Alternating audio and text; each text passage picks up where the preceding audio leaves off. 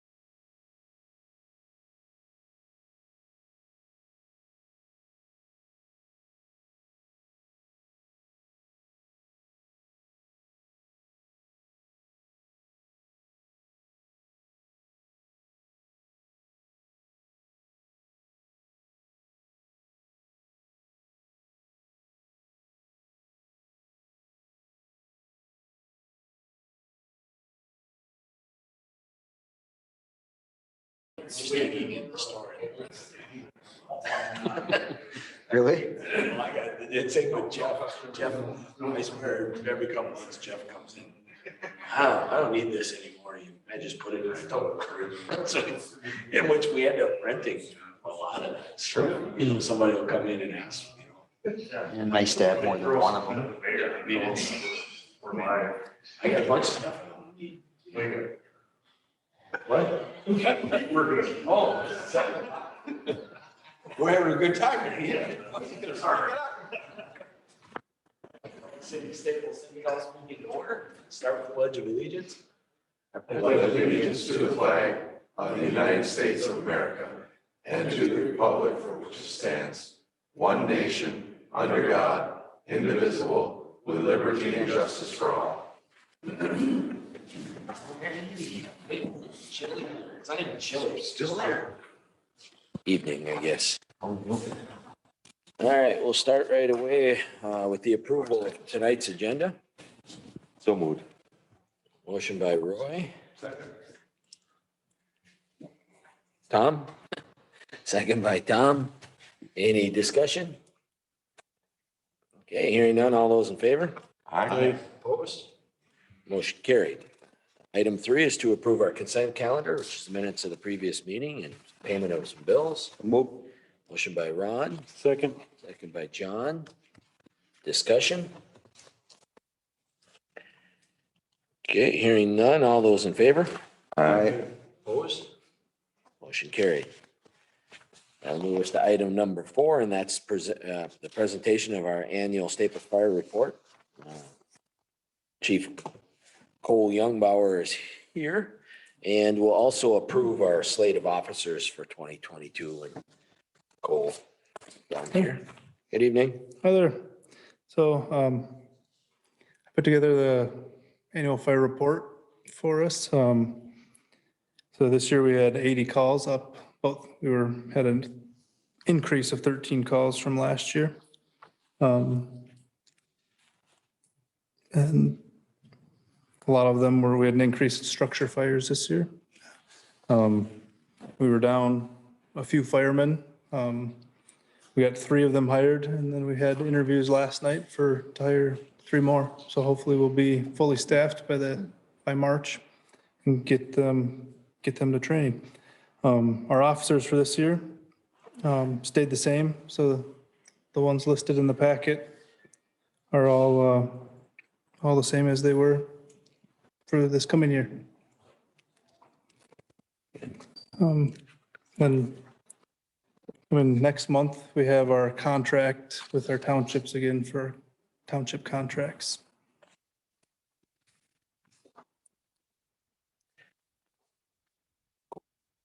I like how you kind of laid this out. Fun to see what you actually go to. Yeah. Yeah. When you say 80 calls, sometimes that doesn't really mean a whole lot to some of us. So. Yeah, so I put some work into it. So I think for our township negotiations coming up next month. Hopefully this will help us a little bit for them to see the big picture of it. Sure.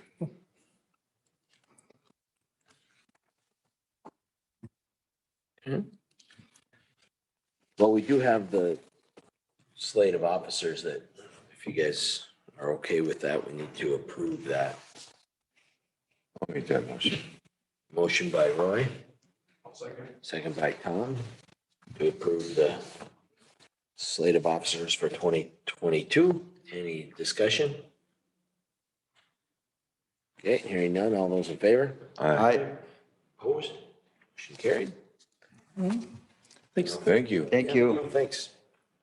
If I could just jump in here, as Cole indicated, coming up here in February, we'll be getting together with the townships, surrounding townships that we serve, providing fire protection to. And we got a 3-year contract that was put in place, it was back when Nate was here, I believe. And it takes basically 3 different factors into consideration. And it's kind of a rolling 5-year average on all of these. One of which is the calls to the, out into the township, exception of vehicle accidents, count towards the calculation of standby fee. And again, it's a 5-year average. Population, that only changes once every 10 years.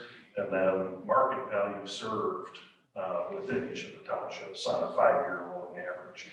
And I think that was put in, I wasn't involved in it, but that was put into place because if you're just looking at the previous year, you go up and go down. From the township's standpoint, just like the city, you're doing annual budgets and setting levies and everything like that. So that formula was utilized, and it really has taken the peaks and valleys out of the annual standby fees for the townships. So we'll see what, how things go, get together and talk to them. But as market values go up, and if you have kind of a streak of a lot of calls, obviously your costs go up, but they go up a lot slower than they would otherwise. And they also come down slower. So I think it's a formula that's actually worked out as intended, to try to flatten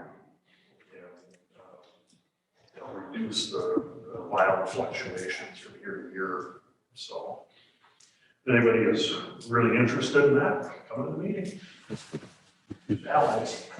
Thanks for the invitation. Yeah. Thanks, guys. Thank you. Yep, thanks, Cole. All right, well, then we'll move on to item number 5, and that's to consider our first reading of ordinance 536. That's amending city code section 109-120A2. We talked about this, I think it was probably a month or so ago at the council meeting. So it came initiated by the Planning and Zoning Commission, brought to the council, talked about it. Planning and Zoning had a public hearing. There's been no comment or no feedback from the public on this, but basically it's a clarification, adding the words in a calendar year to the 109-120E2. It's a question that was raised about 10 days in a month. So you had the recommendation from P&Z to give the ordinance first reading.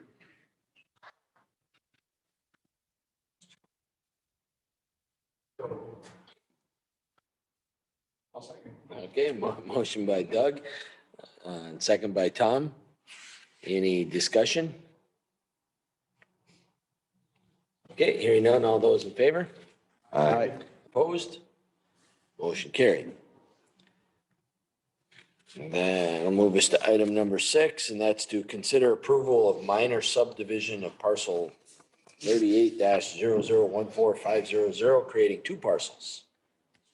So we've got 3 pages in the packet on this. You're probably more familiar with the Ken Hales property south of Worth Insurance and north of the whole ring stuff, the stopping grounds, all of that are. Ken has transferred the ownership to Dawn and Lori, his 2 daughters, but basically what they're wanting to do is split it so that they can sell part of the part that they are utilizing. There is a common wall in there, and they've created, working with their attorney, common wall agreement, so there's no argument between future owners. But you can see on the aerial photo where that is. I don't know if that was 2 parcels at one time or not, but it's a logical split to occur in that location. Found all agreements, and then there was board of adjustment looked at it and said that they were fine with that as well. So my recommendation would be to approve the minor subdivision of that parcel and allow the split of that into different parcels. I'll make that motion. Second. Okay, motion by Roy, second by John. Any discussion? Okay, not hearing any. All those in favor? Aye. Opposed? Motion carried. That'll move us to committee reports. We have a couple of them. One is Park and Rec. Park and Rec met on Tuesday, January 11th. Have a hybrid meeting, we'll call it, joining via Zoom. A lot of similar items to what we had previously in the month. Ron Murray, campaign card, is elected chair of the Park and Rec Board once again. I updated the board just on some ongoing discussions that we're having at the Staples Motley Schools in Lakewood regarding the community center. They provide an update on the lifeguard training that was done between Christmas and New Year's, and from that we have 4 new lifeguards. So that will help solve a lot of issues that we've been having from a staffing standpoint and being able to do more open swim and different things like that. So it was good to get that done and hire some folks. Talked with the board a little bit about the upcoming sales tax referendum that will happen as part of the general election in November, and start trying to get some mobilization on information put together and some stuff that we can get out to the public on that. Updated them just on budget stuff, Lincoln Park North Lake Playground, equipment that will be put in the summer, shade structure as part of the community foundation fundraising project from a few years ago. Measurements have been taken and that as orders have been put in. Skating rink, warming house, hopefully we'll get a sheet of ice out there this week yet. Every time we get the snow out of there, it snows again. So it's been a little bit of a challenge, and Public Works, street guys are kind of working on that warming house with all the snow issues. So Safe Routes to School grant application was submitted back on the 14th of January, I think March. Funding announcements will be made.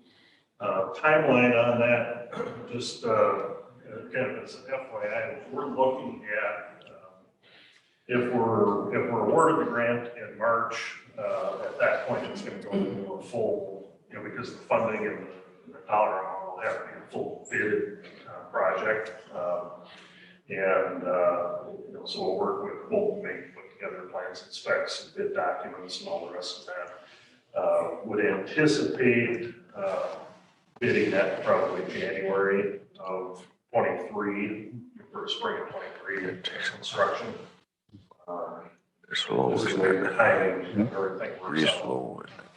That works pretty well in conjunction with some of the stuff that the school is doing as well. So keep your fingers crossed. It's a pretty good project. Get done, as everybody knows, that 2nd Street, Summit, 3rd Street area after the overpass was done, there's a lot more traffic on there than there used to be when that was high school. So be good to be able to get the kids off the streets.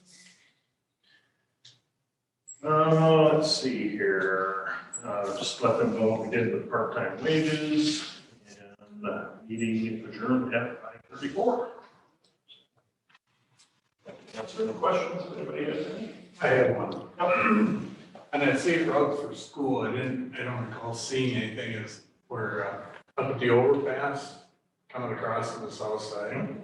I know you were looking at something on the north side and going down the hill to the school. The thing about that is, and I walked that quite a bit, that is, sometimes that intersection is very busy, and I'm assuming at 8 o'clock in the morning is very busy. And I just don't see that being a real safe thing to cross over that road and go down the hill. I know that there's some issues going down on the south side of that.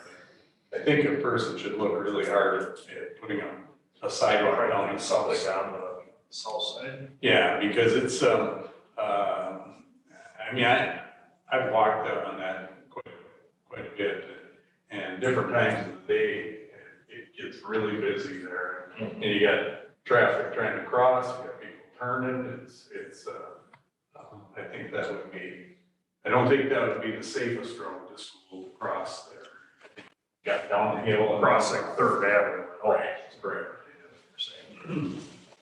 Yeah, and there's obviously elevation challenges whether you're on the north side or the south side within that road right away. And there's also utility issues on either side with poles. But I think we'll have some flexibility in trying to look, the costs can be about the same, whichever side of the road. I mean, there's probably arguments for both sides to come down the hill, either way. I mean, but that probably would be the best course of action, both sides. But I just the other thing that had been looked at, at one point was to actually keep them, keep everybody on a trail to just north of the substation, on the 4th Avenue alignment, but you're still crossing Third Avenue. And I drive that several times a day, and I would not disagree with you that that's a lot of activity there.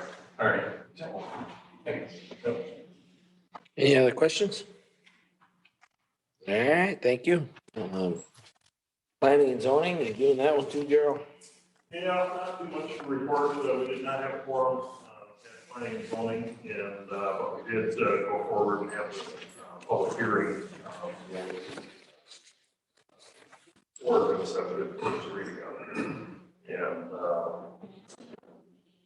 recommended taking that back up to the council, which was done. We've got the one vacancy, we've got 2 applications, and another one possibly coming in. We'll bring that to the council. There's a potential that there could be more than one appointment. We've got another member that's not in attendance on a regular basis, so we may be able to do a little swap there too. So as we know, it's one of at least 4 every meeting. So Yep. all I have on that. All righty. Well, that'll move us to open forum. Anyone?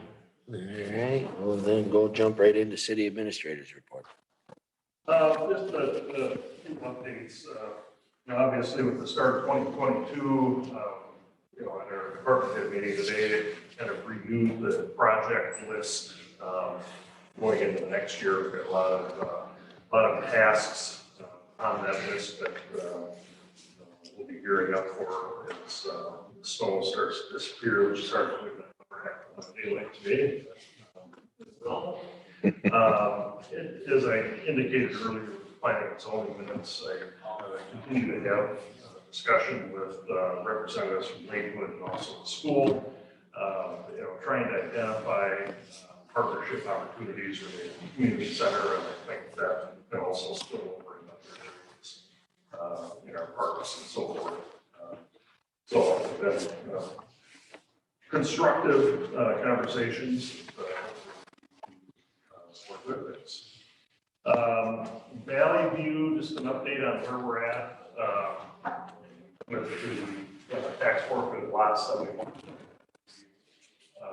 Most recent lots that we purchased here this fall, we actually own those right now. Actually, we own them all. They're recording the other batch in 3 batches. So supposedly by the end of the day tomorrow, all the deeds will be recorded. So I've already sent those deeds to Joe Kruger to start that quiet title action so that we actually have marketable title to be able to sell those.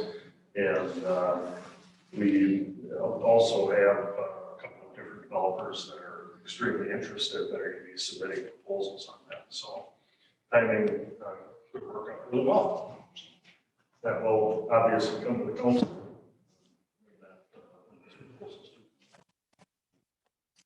Very positive news there. And met last week with the school district, and I don't know how familiar everybody is with what the school's plans are, so the timing with some of the parking lot paving type of projects that they're looking to do this year. Some, they're going to be redoing that parking lot on the north side of the school and doing some curb and gutter up there. We do have a drainage issue at the northeast corner, so it would be Pleasant and 3rd Street. So we may want to look at trying to do something there, or, you know, talk about possibility of doing some curb and gutter to be able to tip that and get more surface drainage along 3rd Street, but pretty early on. The bigger potential project would be on the west side of the high school, over on 2nd Street. They're going to be doing quite a bit of work over there, with parking lot, curb and gutter. There's a couple of catch basins kind of right on the edge of 2nd Street that, you know, need a little love. So Scott and I met with Leroy here last week, and just kind of, you know, it's the first time we've really seen what they're planning to do over there, but there may be a opportunity for us to try to do something with the street to help alleviate some of that. That's a project we've been talking about going back to the early 2000s, you know, trying to address some of that infrastructure over there. So we will see where that goes, what that looks like. We'll be talking with Phil Martin at Bolton and Maine. I don't know if now is the greatest time to be doing underground utility projects or not, but we'll at least go far enough to decide whether we're going to keep going. That is what I know right now. Unless anybody has any questions. How are you doing on the treatment plant? We are very close to substantial completion. Scott is waiting for what are his last names? Sedusky is waiting for some balance and commissioning reports, and then at that point it'll be official temporary occupancy out there. So. But it's running. The guys are in there. Toilets are now flushing. The sinks are working. And all that good stuff. So is our stuff going there then? Yeah, and that's been. Yeah, that's right. That's been. Sure. December 7th. Yeah. Like that. Yeah. There's just a lot of other things that have created a lot of inconvenience. Yeah. Will that we adjourn? Second. Roy, second by Ron. Any discussion? We could keep talking for a while and then have to do another. All in favor? Aye. Opposed? Motion carried. We're